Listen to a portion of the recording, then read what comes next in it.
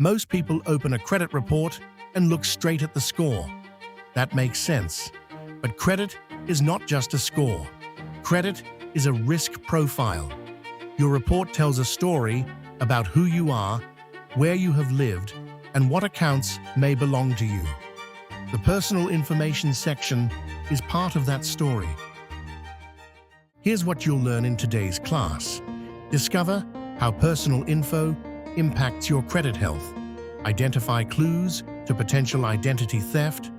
Understand the myths about address removal. Build stronger disputes with accurate info. And learn why accurate personal details matter for you. Let's get started. Here are some key terms for this lesson. Personal information section. The part of your credit report that lists details used to identify you. Identity matching. The process credit bureaus use to decide what information belongs to your credit file.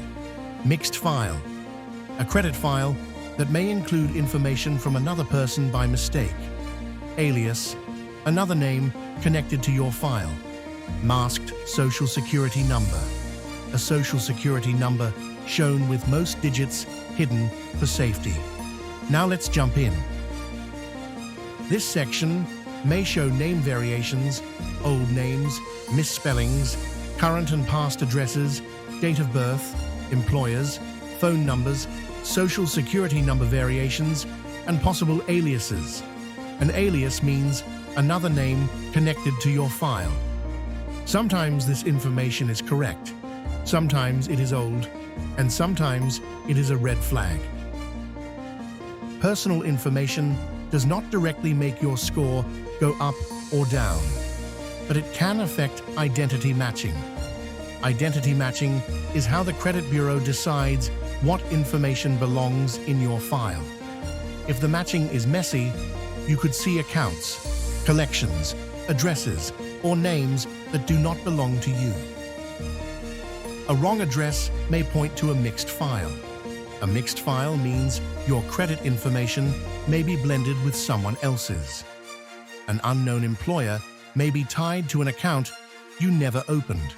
A name you do not use may connect to identity theft. These details do not prove fraud by themselves, but they are clues worth checking. Here is a big misunderstanding. Some people think if I remove an old address, the negative account tied to that address must be removed too.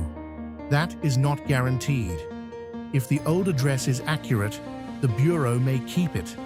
And even if an address is removed, that does not automatically erase accounts connected to it. Now, personal information can still help your strategy.